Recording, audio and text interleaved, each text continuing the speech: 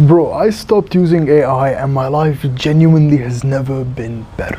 So there was a period of my life, bro, where I was just obsessed with AI. You know, like Cloud and Grok and ChatGPT and Gemini and all these AI chatbots and how it works and look at how powerful it is and it can synthesize all of the world's information and it has like billions and billions of sources and all of this stuff, right?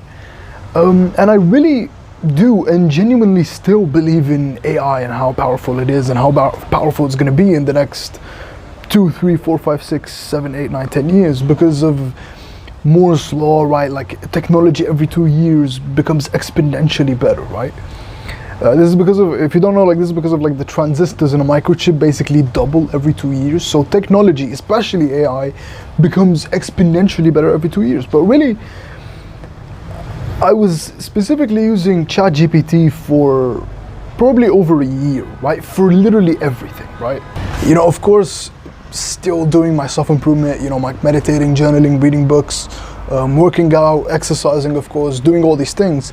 But I was just obsessed with using ChatGPT, and I literally had like a chat for every area of my life, like exercise and health had like a chat, and relationships had a chat, and like money and finance had a chat, and like literally everything had a chat, like books had a chat, everything, right? Everything, general questions, even like I was just using it for hours and hours every day.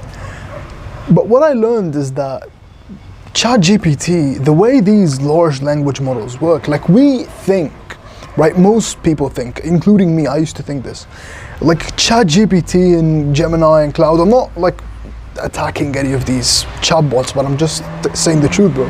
We think that they synthesize all of the world's information, all of the books in the world, all of the sources on the internet, all of the internet, right? Like billions, trillions of words, right? Like they synthesize all of that to give you the best answer, right? But really, what I learned is that these chatbots give us very surface-based answers. It's kind of like when Google came out. Like Google, what it did was revolutionary at that time, right? Like in the early 2000s with Page and Brin, right? What they did is basically the internet was kind of like this scattered web with like hundreds of thousands, even millions and millions of sites, right? But the thing is, they were all scattered everywhere. Like you couldn't find what you were looking for. So what Google did is they organized all of these sites, like billions of sites, right, into Google search, and that's what we have now. So they organized all of these sites, and we thought, oh, it's just revolutionary, like you can have all of the world's information at your fingertips, and it is. It did, change our lives. But really, what really happened, and even Larry Page, the co-founder of Google, talks about this, is what Google does is it gives you the first 10 sites that answer your question, right? The 10 most popular sites, right? It's kind of like Google's, it's exactly like that. Like that's exactly how ChatGPT works. It gives you the surface level answer that's like the most popular, right? But it's not the true objective answer.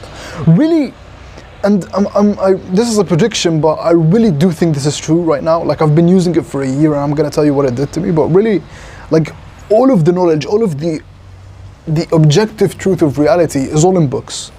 Honestly, it's just reading, it's just hard work. Like you just can't sugarcoat it. There's no easy path. To being a true intellectual, to actually learning, is just through reading hundreds and hundreds of books over years, right? But anyways, in the beginning, ChatGPT was changing my life, right? I was learning everything very quickly, like optimizing my health, optimizing my sleep.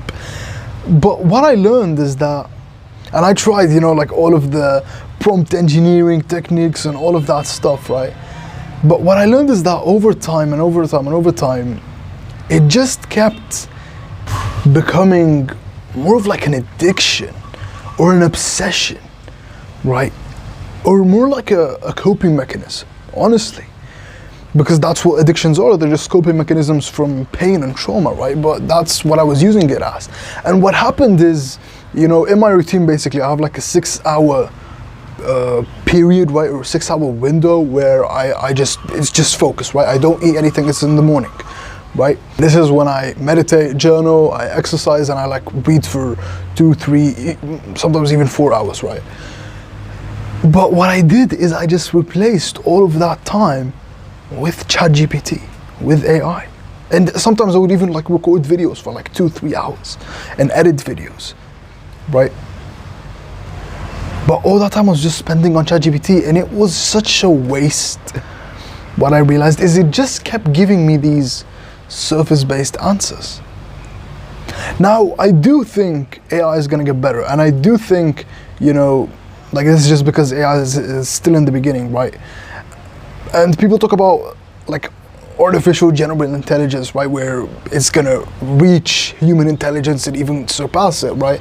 But I think, and I agree with Naval Ravikant on this, we're very far off from that. Like this is gonna take like 10, 20, 30, 40 years, right? It's gonna take a very long time to actually reach artificial general intelligence. Like AI right now is just a baby, and I tried to use it, and I was using it, but it really turned into an addiction. And what I developed is I just stopped spending time with my family, stopped spending time with my friends, and I just became obsessed with AI.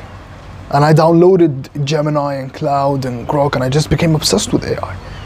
I later found out that this is called AI psychosis, and it's actually very serious, and this can get very severe, right? Is basically you become addicted to the AI so much that you're not even living in reality, you're not even living in real life. That's what happened to me. And honestly, I was feeling very depressed. And I really hated my life at that time. And that's actually when I deleted ChatGPT, and I deleted it at the beginning of this year, 2026. It's been like, what, like 6 months now or 7 months? And honestly, my life has never been better. Like, all of my time is just self-improvement and just spending time with my family, and I'm so happy. And bro, like what I'm trying to say is, I'm not saying like AI is bad or it sucks, and it's gonna get way better in the future, and it's gonna keep improving. That's just how it works, right? The transistors in a microchip exponentially double every 2 years. So AI is gonna get exponentially better every 2 years, right? And it's gonna keep getting better and better and better until it reaches artificial general intelligence. Now that's gonna be very far off, but really what I'm saying is, we shouldn't use, like this is my opinion for us as young men, we shouldn't use AI right now. I genuinely do think it's not worth it. It's not worth it. It just, like right now when I use AI, it just gives me like a massive headache, and I just feel very depressed and sad, and it just, basically, I'm just gonna be honest, like the way these AI chatbots work, like right now ChatGPT has over over 2 billion downloads, Gemini has 1 billion downloads, Grok has 100 million, Perplexity has 100 million, right? Cloud has over 20 million now, and they're just gonna keep getting downloaded. And what's the first law of self-improvement that I always talk about? Never do what everyone else is doing. Everyone else is focusing on these chatbots, is focusing on AI, on ChatGPT, Cloud, Grok, Gemini. But the thing is, these chatbots they're exactly like social media, bro. They're heavily focused on maintaining and just stealing your attention, and that's what I learned from my experience, bro. And this is coming from someone who was just so obsessed with AI. I used to use it for over a year, but it's not worth it at all. It's just the way the platform works is very addictive to the human brain. It's kind of like you know those casino wheels, how they work? That's exactly how it's kind of like gambling. It's exactly like gambling. You write that sentence or that word in the prompt, and it gives you this text that's generated, and it looks all fancy the way it's typing, and it's exactly like drugs. You know, it's exactly like gambling. It messes with your brain's neurochemistry. So I'm honestly, that's what I found out. It's exactly like social media. It just wants to steal your attention, because attention is the most valuable currency of our time. I would have loved to tell you that, oh, AI is amazing. And I used to say that. I literally have like videos in the past talking about how AI is so great and we can use it to become synthesizers, but really no. I think, no.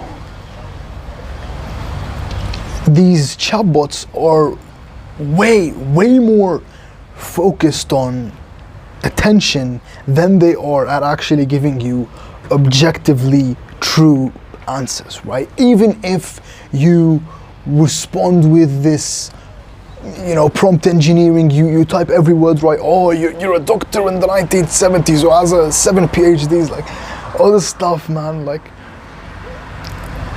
that's just my opinion, honestly. I really do think like AI, we really need to step back from AI and all of this technology. It's kind of like all of these people are in a race, like billions and billions of people are in this race of AI and chasing technology and social media and attention and video games and billions of people watching pornography.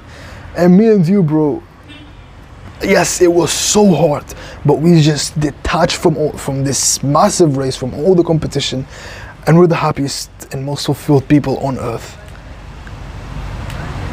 Like really happiness, from my experience, just comes from the simple things.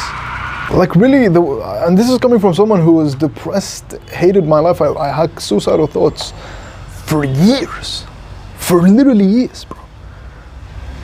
But really, the way I became happy is just from the simple things. Spending time in nature, spending time with my family, with my mom. Taking care of my health, exercising. Eating healthy, clean food, getting enough sleep, reading a book that I love. That's what actually makes me happy, makes us as human beings happy. Maslow's hierarchy of needs, the top need, the highest need in Maslow's hierarchy of needs is self-actualization, is self-improvement, is becoming all that you can be as a human being. Is becoming your best self. Literally, we fulfill every single need. So physiological needs, love and belonging needs, safety needs, self-esteem needs, we fulfill all of these 4 needs for this top need, which is self-actualization. Because like people always ask, what is my purpose? Right? We always hear that, oh man, I don't know what my purpose is. If I just knew my purpose, my life would be amazing, right? But bro, the purpose is you. David Goggins said this, I loved hearing it. The purpose is you. The purpose is you becoming better. And this is not just me, this is psychology. It's becoming your best self. So yeah, I just stopped using AI and I really don't have any plan to use it ever again. I really do think it's exactly like social media. Like every piece of technology now, the incentive of it is just to get as much attention and as much money as possible. And I don't blame these people. I get why they do this. And they have to do this to feed their children. But for me personally, and for us as young men who want to become the best versions of ourselves, no. We're not gonna use it. We're gonna detach from this. Detach from all this new age technology, right? Like the only thing I actually use is just YouTube and WhatsApp. That's it. On my phone, right? Like, think about it, like when social media first came out, what did we all think? Oh, the whole world is gonna be connected, right? Billions and billions of people are gonna be connected. But really, yes, that's what happened. The whole world became connected, but it destroys people's depression. It destroyed people's mental health. It made people depressed, it made people anxious. Like 75% of Americans are on at least one mental health pill. Think about that, bro. 75% of Americans. And there is a direct correlation between excessive social media use and depression, anxiety, worrying. Because social media, yes, maybe in the beginning it was all about connecting people. Maybe. And that's what happened with AI. Maybe in the beginning it was all about, oh yeah, giving people valuable information, like creating a new technology. But now we're entering an age where the incentive for the AI is exactly like the incentive for social media now, which is attention. I'm just trying to be truthful here, like, and I'm honestly really proud of you for actually watching this video, because this is something that most people can't do, especially in this age. Like watching this, you know, unfiltered sort of video. And I'm not gonna lie, I myself, I want to capture your attention. But I'm trying to capture your attention for you to actually be a better person. I'm actually solving your pains. I'm actually alleviating your pain and solving your problems. But yeah, that's my opinion. And I'm telling you, like, when I stopped using AI, my mind became clearer. My life became better. And I know you have this idea about, no, what if I become dumber? What if I don't have the knowledge? I just want to ChatGPT. But here's the thing, everyone is ChatGPTing it nowadays. Everyone is using AI nowadays. That doesn't make me and you special. It all comes down to the first law of self-improvement, which I always talk about, which is never do what everyone else does, ever. And now everyone else is using AI. Over 3 billion people are using or have used AI. So yeah, that's what most people are doing. So that's what we are not going to do. All right? Honestly, the only person who actually talks about this, the only people I heard who actually talk about this, actually talk about like how dangerous AI is, not like it's gonna take over the world, but actually how it's destroying our mental health and our mental well-being and making us at a higher risk of psychosis and social isolation and depression, or Dr. K and Robert Greene. You know, Robert Greene actually talked about this. He gave this beautiful example. He said when he was in university, he was learning all about Greece, right, ancient Greece. And he got this passage in ancient Greek, and he just kept thinking about it for 10 hours, something like that, something crazy like that. And he went to his teacher and he told him, you know, I actually found out how to translate this passage. It was kind of like the hardest passage by like this very ancient Greek philosopher, something like that, right? But he told his teacher, I think I found out, you know, what this passage is about, this ancient Greek manuscript. And this teacher said, yes, you're right in this part and you're wrong in this part. And Robert Greene, what he said is the way his brain worked. Like Robert Greene right now is one of the best authors in the entire world. You know, 48 Laws of Power, 33 Strategies of War. I highly, highly, highly, highly recommend you read any of Robert Greene's books. They are unparalleled in their history, in their psychology. They are just absolutely amazing. He has a new book, by the way, which is The Sublime. But he said the way my mind was thinking and the way I was researching it all, and like the most powerful thing in the entire universe is this thing between your ears. It is so incredibly complex. This is the only thing we don't understand right now. How the mind works, how the brain works. Like no AI can compete with your brain, bro. No way, no way. Like nothing can compete with your brain. It's the most powerful weapon you have. It's what built nuclear bombs. It's what built AI itself. It's what built all of this technology. So yeah, like I'm telling you, like life, not just quitting using AI, but life without technology, like very, very, very minimal technology. Like I for the first 3 to 4 hours of the day, I just don't use my phone at all. I just meditate, journal, and exercise. That's like my morning routine. I never even check it, right? And then, you know, maybe I read on my phone, like an ebook, or you know, I research, you know, using it. And I found that actually is what made me happy. That's what actually makes me fulfilled. That's what actually makes me love my life. So yeah, I just wanted to share my experience, but I stopped using AI. Maybe if the incentive changes, we can start using AI, or we can use it with some precautions. But yeah, I just think right now it's not the time for it at all. All right, so yeah, that's what I learned. As always, we're in this together. We will make it.